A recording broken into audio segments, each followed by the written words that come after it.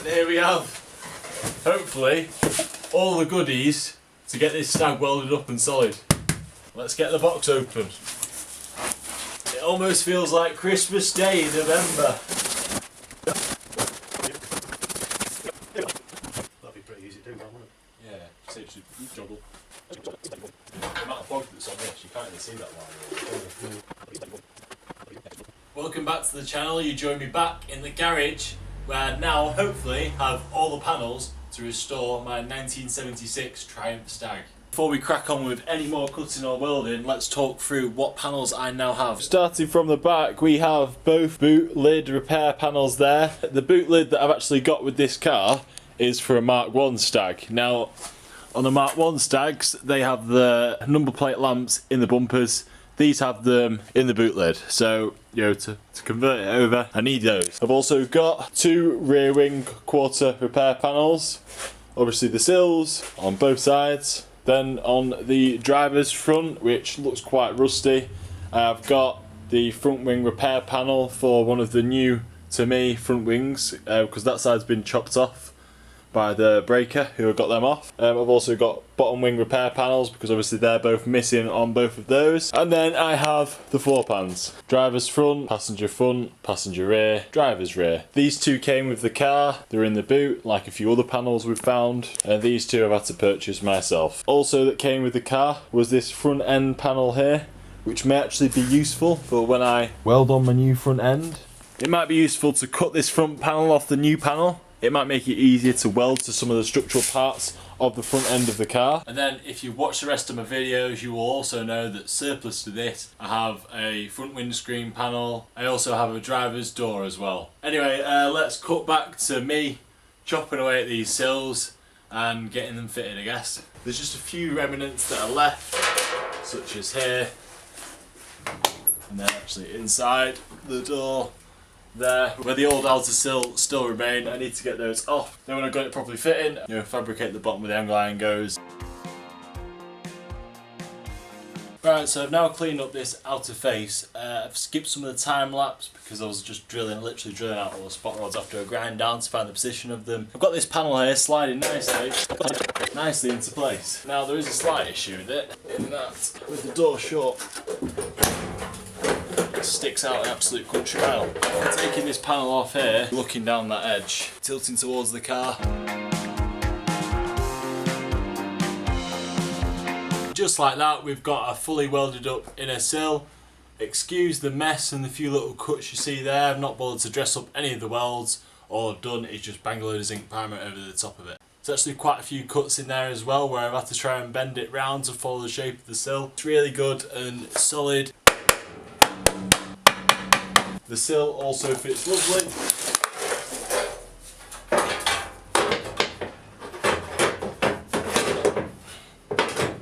Like so, obviously we need to adjust it to get the gap to fit right, which is always a nightmare.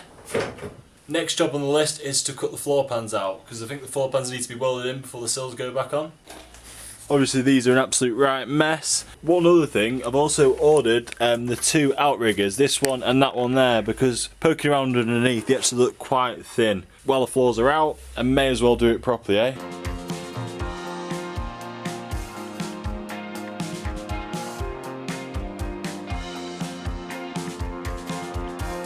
There's the floor all cut out. I did a little bit off time lapse there because it was getting a bit silly how long it was taking. The two outriggers, the front and the central outriggers. Looking at them, they're like absolute Swiss cheese. I was going to repair them, but I'll be there all day doing that. I'm better off just changing them. At 30 quid a panel, it ain't too bad.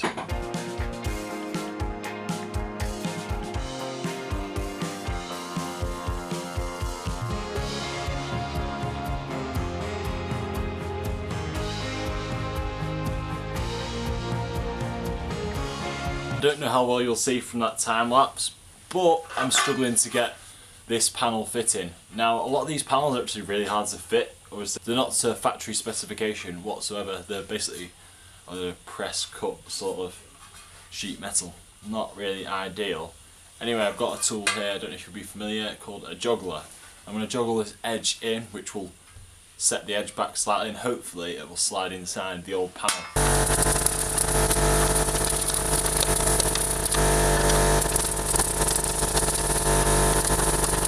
Hopefully a nice little step there all the way around now. Should let it tuck in nice and easily.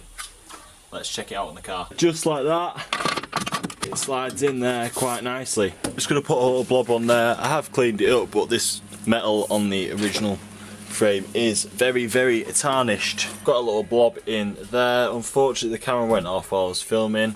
I just need to position this side here now. It just sits on the under lip of the angle line there that's welded in. But as I say, I need to leave a slight little gap there because I'm pretty sure the floor pan sits underneath. It goes underneath and sits on this lip and sits on that lip all around there. So as I say, I don't know what I'm going to do on that side. Comment down below, if you've ever fitted a Stag floor pan. See on my MG, usually the lip sticks out this way and you just literally drop the floor in. But yeah, it seems a little bit different on these. So clamping this up here, I'm just going to use this bit of thick metal here. This is 2mm metal. Obviously the floor pans are I think 1 mil or 1.5 mil, so just to make it easier to slot them in, I'm just going to use this as my little guide. Anyway, let's get the rest of it all welded in properly and then we can crack on with the front leg.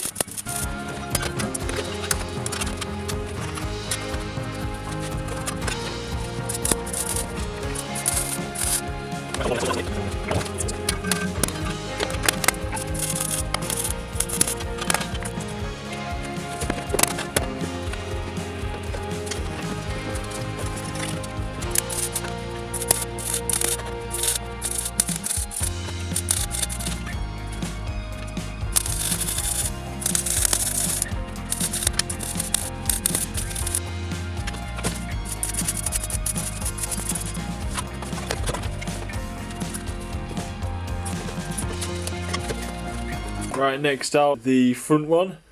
In hindsight, maybe I should have done that one first, but it's too late now. And there's the front one chopped out. Now I want to get the floor pan fitting properly before I just drop that in. There seems to be quite a lot of fiddling to go on with this one. Down here I've had to lose that lip there so it slots over this. And then also I'm going to have to do quite a bit of bending around here to line up with the end. Up there, and then obviously has to be pushed in here. So this end needs bending, obviously that's touching the sill there. Quite a little bit of playing with these panels. Not quite as simple as I first thought, but hey ho, we will get there. I've just put a few little blobs on the top there. Just need to trial fit this floor again now, just to make sure nothing's gone askew.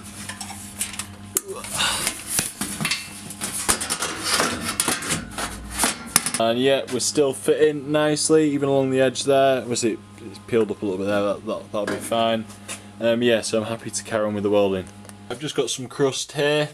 It's like that rust conversion stuff. Just going to get that inside this sort of chassis leg or whatever you'd call it here. Get that converted over to some good metal. I've got this front floor pan pretty much ready to go in now. It's taken a lot of shaping, a lot of drilling. I'm not going to be able to spot weld it everywhere, and I'll explain that in a short while. Just going to punch off the last few holes with this juggler and air punch.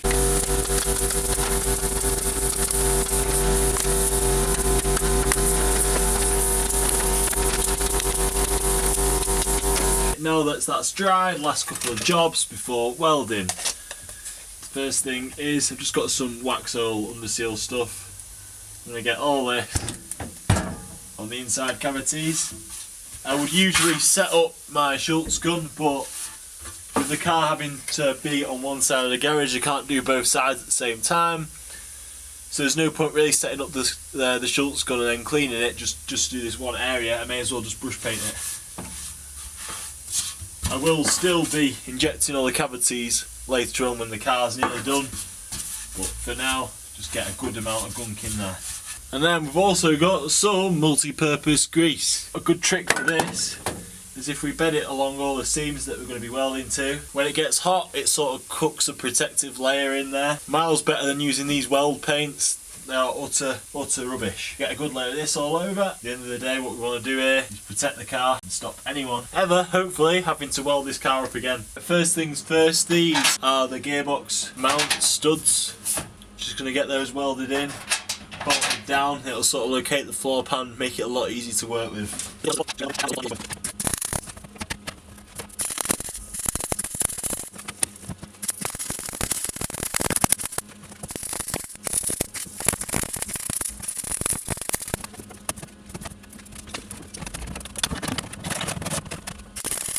And that is the front floor now, mostly in.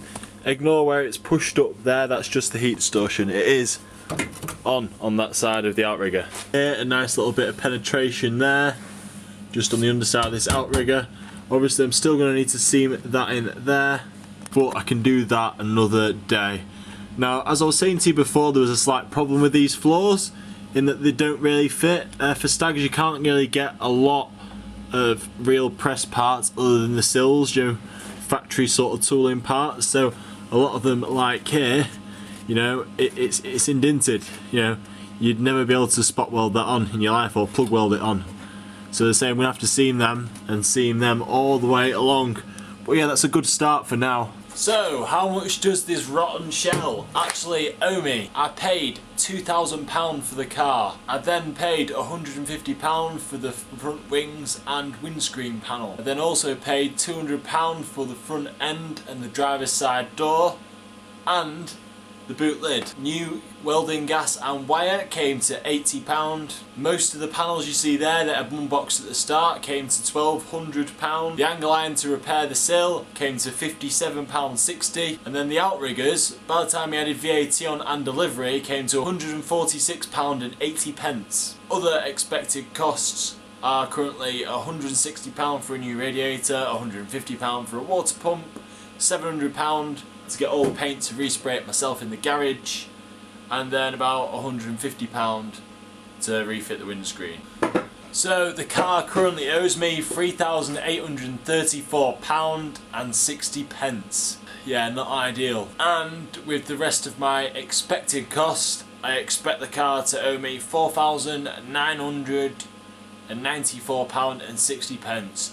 But no doubt there will be a few more bits to be added on there, such as brakes, servicing and whatever else is wrong with this car. At the end of the day, it's just a bit of fun, it's my hobby. As long as I don't lose money on the car, I'm quite happy. Anyway, I think we'll call that a video there. Join me next time where I'll get the back of the floor pan in, I'll get the floor pan all dressed up, I'll get the front floor pan actually welded in properly, because it's not actually welded in properly at the minute.